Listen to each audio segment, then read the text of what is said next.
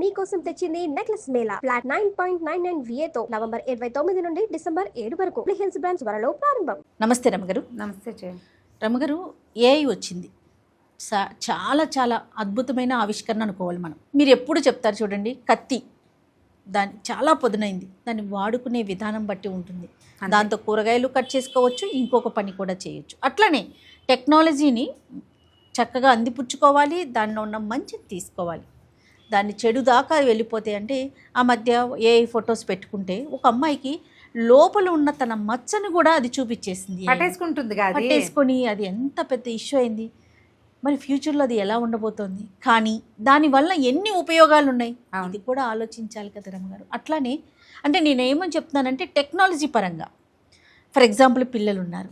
పిల్లల్ని ఇదివరకు రోజుల్లో వాళ్ళ ఇంటికి వెళ్ళి మనం పలకరించి వచ్చేవాళ్ళం. పసిపిల్లలు ఉంటే చక్కగా ఇంటికి వెళ్ళి తల్లి కూతురునో తల్లి పిల్లని పలకరించి మాట్లాడి వచ్చి కావాలన్నప్పుడు వెళ్ళి తీసుకోనో ఎత్తుకోనో ముద్దు చేసేవాళ్ళు. ఇప్పుడు అట్లా లేదు. ప్రతి చోట తల్లి కనిపిస్తోంది, పిల్ల కనిపిస్తోంది, తల్లి కనిపిస్తోంది, పిల్ల కానీ పిల్లోడు కానీ. పూర్తిగా ఎక్స్పోజ్ చేయటం, పిల్లల్ని కూడా ఎక్స్పోజ్ చేసేయటం, ఇది అసలు ఎంతవరకు కరెక్ట్ అంటారు? అంటే టెక్నాలజీ నేను అనేది ఇప్పుడు ఏఐతో ఎందుకు కనెక్ట్ చేశానంటే, ఎంత అద్భుతమైన ఆవిష్కరణలు వచ్చినప్పుడు ఇలా పిల్లల్ని కూడా మనం బయట పెట్టేస్తుంటే, ఫొటోస్ పెట్టేస్తూ ఉంటే రేపొద్దున ఆ టెక్నాలజీ ద్వారా అది ఎటుపోయి ఎటు వస్తుందో అన్న ఒక భయం లేకుండా పసిపిల్లల్ని అదీను చూపించేస్తున్నాం కదా. ఇది ఎంతవరకు కరెక్ట్ అంటారు అమ్మగారు? ఏమో జయ, నేను ఎప్పుడు చెప్తాను, నేను దాన్ని నమ్ముతాను. ఏదైనా సరే ప్రతిదీ మనకి కొత్తగా దొరికే ప్రతి ఆవిష్కరణ మొదట్లో దానిలో ఉపయోగాలు, దానివల్ల జరుగుతున్న అద్భుతాలు, దాంతో అది మన జీవితానికి ఎంత అవసరం, ఎంత ఉపయోగపడుతుందే కనపడతాయి జయ. ఏదైనా సరే దాని బ్రైట్ సైడ్ మొదట తెలుస్తుంది మనకి. ఇందులో ఇలా వాడుకోవచ్చు, అలా వాడుకోవచ్చు. మొబైల్ ఫోన్ వచ్చినప్పుడు మనమంతా ఎగిరి గంతేసాం. అంతకుముందు డబ్బా ఫోను డొర్రు తిప్పటము, పక్క వాళ్ళ ఇంటికి ఫోన్ చేసి పిలవమంటము, వాళ్ళకి డిస్టర్బెన్స్, ఈ చావులు చచ్చేవాళ్ళం. ఎస్టీడీ కాల్ బుక్ చేయటము, ట్రంక్ కాల్ బుక్ చేయటం, లైట్నింగ్ కాల్ బుక్ చేయడం, అలా కూడా బాధపడేవాళ్ళం. ఏదో అవకాశాలు అలా వచ్చేవి.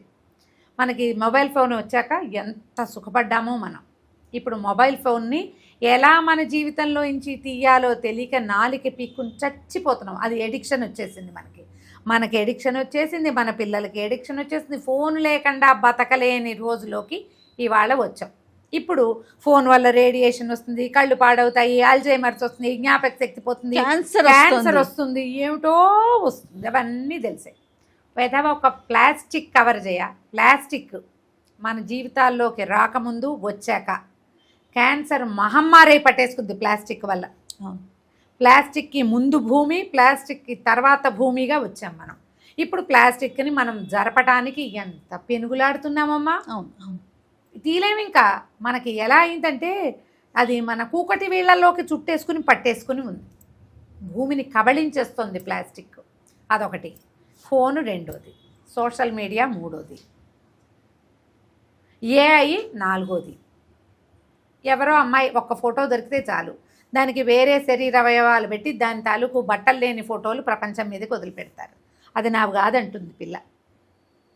మార్ఫింగే ఒక సమస్య అయితే ఇప్పుడు ఏఐ తోటి మామూలు ఫోటో దొరికితే చాలు. ఈ ఫోటోల్లో అది మనం ఒక ఫోటో ఇస్తే అది ఒక బొమ్మలాగా మనని మారుస్తుంది. అది దాంట్లోకి వెళ్ళొద్దు, అది మిమ్మల్ని ఎన్ని చోట్లైనా వాడేస్తుంది, అది మిమ్మల్ని మర్చిపోదు అని కూడా కొన్ని కొత్త వస్తున్నాయి. అయిందా? ఇలా మొదలుపెట్టి మనం ఇట్లా పిల్లలని, పసిబిడ్డల్ని బేబీ నుంచి 1 డే పుట్టగానే పిల్ల పాదాలు, చేతులు, ముక్కు, మూతి, దాని ముద్దయిన మొహము, ఆ పిల్లవాడు అందమైన అరిచేతులు చూపించేస్తాం. అక్కడి నుంచి రోజు పిల్లాడు పాలు తాగాడు, నుంచున్నాడు, కూర్చున్నాడు, లాగు వేసుకున్నాడు, వేసుకోలేదు చూపిస్తావు. వాడు పాలు తాగుతున్నవి, కక్కేస్తున్నవి చూపిస్తాం.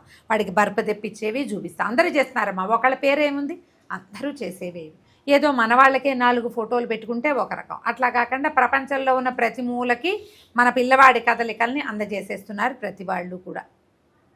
ఇంకా అసలు ఘోరంగా స్కాన్ తీసి ఆ స్కాన్ ఫోటోలతో సహా అప్పచెప్తున్నారు సోషల్ మీడియాలో. అన్ని జాతుల వాళ్ళు, అన్ని దేశాల వాళ్ళు చేస్తున్నవే. ఇలా మొదలుపెట్టి పిల్లవాడి పెరుగుదల మొత్తం ప్రపంచంలో మన ఫ్యామిలీ అంటాం. మనకు ఎవరైనా ఫాలోవర్స్ ఉంటే వాళ్ళంతా మన ఫ్యామిలీ. మన ఇంట్లో మన ఒక్క 10 మంది కుటుంబం ఉంటే ఈ 10 మందిలోనూ ప్రతి వాళ్ళ మనస్తత్వము కూడా మనకు అర్థం కాని స్థితిలో ఉన్నాం మనం. ఇన్ని లక్షల మంది ఫాలోవర్స్ని ఫ్యామిలీ ఫ్యామిలీ ఫ్యామిలీ అని ఈ ఫోటోలని ఈ వీడియోలని వాళ్ళందరి ఇళ్లలోకి చేరేసేస్తూ ఉంటే మీ పిల్లలకి సేఫ్టీ సెక్యూరిటీ ఉందని మీరు నమ్ముతున్నారు. నా ఫ్యామిలీ నన్ను అన్యాయం చేయదు, మోసం చేయదు, అలా నమ్మగలరా అమ్మా? ఊరికే మాట్లాడతాము, లోపల ఉందా ఆ నమ్మకం? అసలు ఎట్లా అవుతుంది అమ్మగారు? ఏమో అవన్నీ తెలీదు. నేను జస్ట్ ఇది ఒక క్యాజువల్గా మాట్లాడుతున్నానమ్మా, ఒకళ్ళని ఉద్దేశించి కాదు. ప్రపంచమంతా ఇదే పని చేస్తున్నారు. మొన్న ఒక ఇంగ్లీష్ వీడియో చూసాను జయ నేను. ఒక తల్లి తండ్రి పిల్ల ఎక్కడికో వెళ్తారు. వెళ్తే ఒక ఆయన ఎవరు పడతారు, హాయ్ ఐరానో ఏదో పాప అయిపోయారు, పలకరిస్తారు. తల్లడికి ఇతను నీకు తెలుసా అంటుంది. నో ఐ డోంట్ నో అని చెప్తుంది పిల్ల. ఆయన ఎవరో దీనికి తెలియదు. ఇంకా కొంచెం ముందుకెళ్తారు, ఎవరో ఒకడ పలకరిస్తే నీ బర్త్డే కదా, నీకు 7 ఏళ్ళు వచ్చినాయి 6 ఏళ్ళు వచ్చినాయి, స్కూల్కి వెళ్ళావా అంట. ఇంకెక్కడికో ఆటకి తీసుకెళ్తే, ఓ మీ నాన్న నిన్ను ఇన్ టైం తీసుకొచ్చాడు ఇవాళ అంటారు.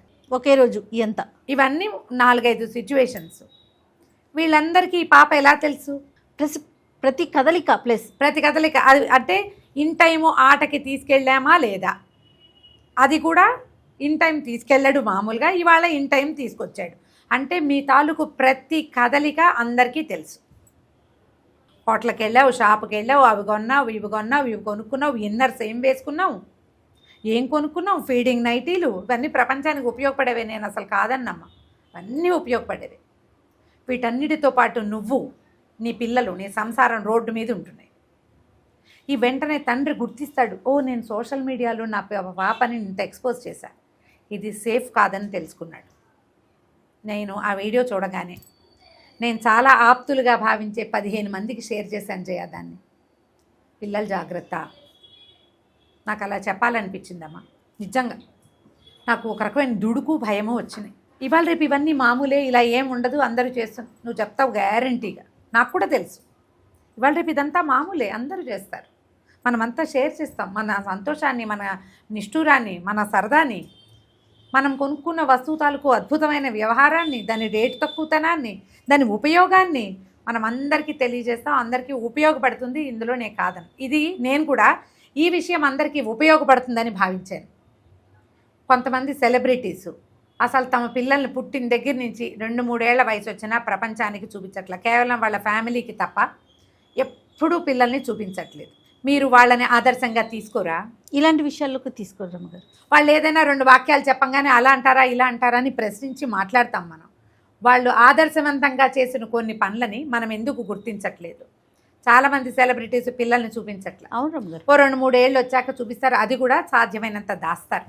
అంత పబ్లిక్కి ఎక్స్పోజ్ చేయటల్లా వాళ్ళ ఫోటోలే పెట్టుకుంటారు. వాళ్ళు ఎలాగో పబ్లిక్కి తెలుసు, అదే అన్సేఫ్. కానీ మనం అలాగే చేస్తున్నాం. పోనీ ఈ పసిబిడ్డలనైనా మనం కొంత వయసు వచ్చేదాకా అయినా ఈ మహమ్మారి నుంచి మనం ఎందుకు కాపాడము? ఇది మీకు ఎవరికైనా తప్పుగా కష్టంగా తోస్తే నన్ను క్షమించండి అమ్మా. ఒక పెద్ద మనిషిగా ప్రజలకు మంచి వాక్యాలు ఏవైనా కొంచెం మంచి విషయం చెప్పదలుచుకున్న దానిగానే ఇది నేను చెప్పాలనుకున్నాను. నాకు అది చూస్తే మాత్రం అనిపించింది, తండ్రి రియలైజ్ అయ్యాడు. పుట్టినరోజు పుట్టినరోజు పుట్టినరోజు పెళ్లిరోజు పుట్టినరోజు ఎన్ని పంచుతారమ్మా. దీంతోపాటు మా వాళ్ళతో నాకు వచ్చిన ఇబ్బందులు, మా అత్తగారితో వచ్చిన ఇబ్బందులు, నేను ఏమిటి ఇది? మీరు అసలు మీ సొంత జీవితాన్ని ఎందుకు జీవించట్లేదు? పూర్తిగా ప్రపంచం అంతా ఫ్యామిలీ అనుకునే వారికే షేర్ చేసేస్తున్నాం. మన సొంత ఫ్యామిలీతో ఎక్కడ ఉండగలుగుతున్నాము? ఏం మాట్లాడుతున్నాము? ఏమైనా చేయండి, పోనీ అవన్నీ ఏమైనా చేసుకోండి, వాటి సంగతి సరే. పిల్లల సేఫ్టీ చాలా ముఖ్యమైనదిగా దయచేసి తెలుసుకోండి. మన పిల్లల తాలూకు ప్రతి కదలిక, మనం ఎక్కడికి వెళ్తాం, ఏ ఊరు వెళ్తాం, ఎప్పుడు వస్తాం, ఎన్ని రోజులు అక్కడ ఉంటాం, అది కూడా షేర్ చేసేస్తున్నారు. చేయట్లేదా? చేస్తున్నారు. దాంతోపాటు మీరు కొన్ని మంచి పనులు చేస్తారమ్మా. కొన్ని చాలా అద్భుతమైనవి, చాలా ఉదాత్తమైనవి, ప్రపంచానికి ఉపయోగపడేవి, చాలా అద్భుతమైన పనులు. ఒక న్యూ బార్న్ బేబీ ఉన్న తల్లి తన బ్రెస్ట్ మిల్క్ని తన పిల్లవాడితో పాటు ఎక్సెస్ మిల్క్, అవును, పాలు జాగ్రత్తగా సేవ్ చేసి న్యూ బార్న్ బేబీస్కి, ఇవి న్యూనేటల్ కేర్ ఉంటుంది, పిల్లల లోపల పాలు లేని పిల్లలు, అవకాశం లేని తల్లులు, వాళ్ళకి అందించడం ఎంత ఉదాత్తమైన పని మాది. మీరు అలాంటివి చేయగలిగిన వాళ్ళు, చాలా మంచి విషయాలు ప్రపంచానికి చెప్పగలిగిన వాళ్ళు, మీ సేఫ్టీ విషయంలో మీరు ఇంకొంచెం జాగ్రత్త వహించండి. ఇందులో రేపొద్దున రాగలిగే ఇబ్బందులు ఏమిటో మనకి కనపడుతున్నాయి. ఏఐ వల్ల ఇలాంటివి వస్తున్నాయని అక్కడక్కడ కనిపిస్తుంది. మన దాకా రాదని అనుకోకండమ్మా, అనుకోవద్దు. ఈ పదునైన కత్తి, ఆ కొస ఏనాడో ఇవాళ రేపే మనకు తగలచ్చు. సమస్య ఇప్పుడు చెప్పి రాదు కదా, చెప్పి రాదు. సేఫ్టీ మెషర్స్ పాటించండి. పిల్లల్ని ఎక్కువగా ఎక్స్పోజ్ చేయబోకండి ప్రపంచానికి. కనీసం వాళ్ళ లివింగ్ కూడా పాడైపోతుందమ్మా. వాళ్ళకి ప్రైవసీ ఉండదు. పెద్దవాళ్ళం మనకే ప్రైవసీ ఉండటం లేదు, పిల్లలకి ఏం ప్రైవసీ ఉంటుంది? తర్వాత ఇంకొకటి ఏంటి తెలుసా, ఇంత పబ్లిక్గా జనాల అప్లాజ్కి వీటికి అలవాటు పడిన పిల్లలు రేపొద్దున అది తగ్గినా సహించలేకపోవచ్చు. అప్పుడేం ఇబ్బంది వస్తుందో కదా. మీరు ఎట్మోస్ట్ కేర్ ఇచ్చి జాగ్రత్త వహించేటప్పుడు ఇది ఆలోచించండి. ఎక్కడో ఒక చోట తగ్గండి. పిల్లలు మన సర్కిల్స్లో డెఫినెట్గా షేర్ చేసుకుంటాం. మన ఇంట్లో ఒక పాపాయి పుడితే మన చుట్టాలు పక్కాలందరికీ తెలియద్దు, మరి తెలియాలి కదా. కానీ ఇది ఎవరి చేతిలో పడుతుందో అన్న అనుమానాన్ని లోపల ఉంచుకుని మీరు చేస్తే కొంత బాగుంటుంది.